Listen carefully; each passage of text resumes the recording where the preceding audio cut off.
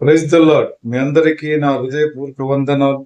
మీరందరూ సంతోషంగా ఉన్నారని మన ప్రభు అయిన యేసయ్య కృపలో అనుదినము నూతనమైన వాగ్దానముతో మన తండ్రి మనకిచ్చుచుండగా ఆయన కృపలో మనందరము సంతోషిస్తున్నాము కదా. మరి అనుదినము నూతనమైన వాగ్దానం పొందుకున్న ప్రతి హృదయములో ఆనందం, సంతోషం ఉంటుందని నిజంగా నమ్ముచున్నామా? నమ్మినట్టు వారికి దేవుని యొక్క మహిమ పొందుకుంటారు. దేవుని చిత్తములో అనుదినం ప్రార్థన చేయగా బిడ్డలుగా ఉంటారు. ఆయన ఆరాధించే పిల్లలుగా ఉంటాం. కాబట్టి మన ప్రభు మనకు నేర్పిస్తున్నది ఏమిటంటే నిత్యం ఆయన స్తుతించటమే, నిత్యము గణపరుచుకొనటమే.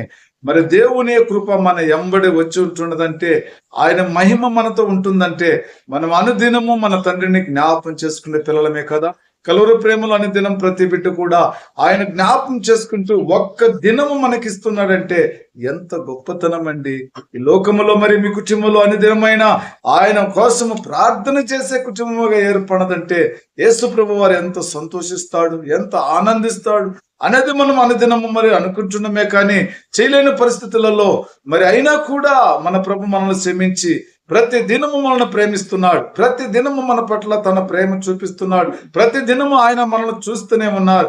మనము చేస్తున్న ప్రతి పాపమును క్షమిస్తున్న ఆ గొప్ప దేవుని బట్టి ఈరోజు మన ప్రభు మనకిచ్చినట్టు వాగ్దానము యోహాను సువార్త 1వ అధ్యాయం 16వ వచనం. ఆయన పరిపూర్ణము నుండి మనమందరము కృప ఎమ్మిడి కృపను పొందితిమే. ఆయన పరిశుద్ధమైన కృపలో నుండి, ఆయన పరిపూర్ణతలో నుండి మనమందరము కృప ఎమ్మిడి కృపను పొందితమే. ఆయనలో నుంచే మనం కృప ఎమ్మిడి కృప పొందుతున్నామండి.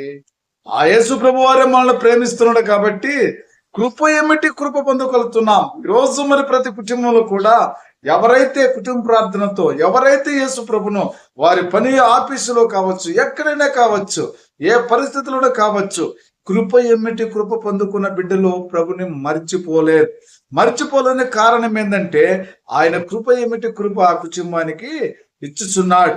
ఆయన పరిపూర్ణతలో ఉన్నవారు, ఆయన కృపలో నడిచేవారు, ఆయన ఆజ్ఞను పాటించేవారు, వారందరికీ కృప ఏమిటి కృప దయచేస్తున్న ఆ గొప్ప దేవుణ్ణి మనం ఎలా మర్చగలం? కాబట్టి ప్రభు అయిన యేసయ్య నామములో ఈరోజు నువ్వు నేను కూడా అలాంటి కృప కలిగినట్టు వారికి ఉండాలి. ఎందుకంటే యెహోవా మన పక్షమున ఉన్నాడు, నేను భయపడను. దేవుడు మన పక్షం ఉన్నప్పుడు నువ్వు కానీ నేను కానీ భయపడను అవసరం లేదు. ఎందుకు? కృప ఏమిటి కృప దేవుడు చేస్తున్నాడు.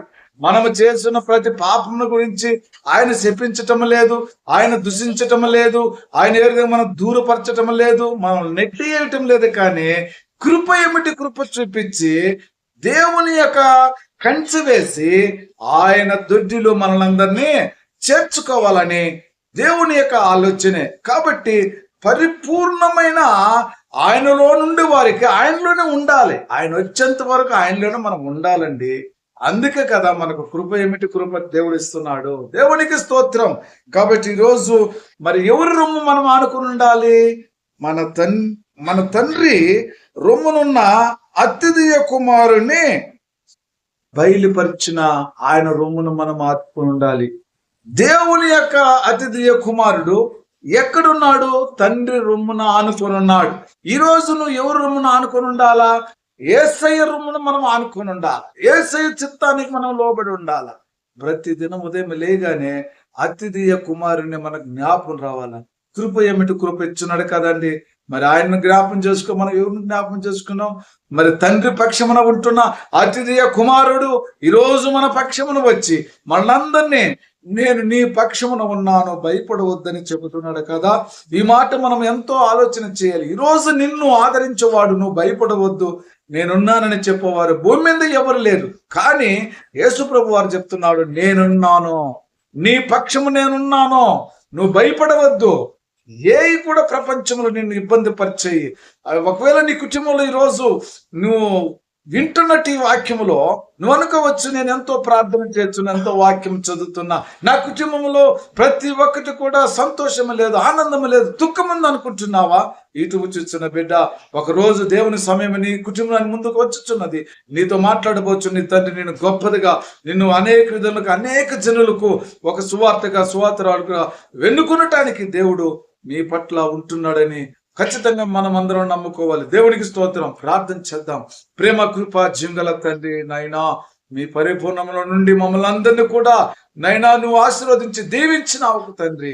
నా ప్రభువా, మీరు చెప్పిన మాట ప్రకారమే నాయనా మమ్మల్ని పరిపూర్ణంగా చేసే గొప్ప దేవుడు గనక, మమ్మల్ని కాపాడే దేవుడు గనక, కరుణించే దేవుడు గనక, ఎందుకంటే నాయనా మీ యొక్క కృప తండ్రి, కృప ఏమిటి కృప తండ్రి, మరి నేను ఇచ్చుచున్నాను పొందుకోమని చెబుతున్న గొప్ప దేవుడా. ఏ బిడ్డ అయితే నాయన రాత్రి మృగులు దివారాత్రులు ప్రార్థన చేసి నీ నామమును గణపరుచుకుంటూ మయపరుచుకుంటున్నారు, వారి కృప ఏమిటి కృప పొంది నీలో తండ్రి రుచి చూచిన ప్రతి కుమార్తె కుమారుడు నీ నామాన్ని వదలక విడవక స్వామి, మీరు వచ్చేంత వారికి నేను స్తుతించే వారిగా, గణపరచు వారిగా, వారి నాలుకలు తండ్రి నిన్ను ఎప్పుడు తండ్రి స్తుతిస్తూ నెమ్మరి వేసుకొని బ్రతుకుండే భాగ్యం దైత్యమని యేసుక్రీస్తు నామములో ప్రార్థిస్తున్నాను తండ్రి.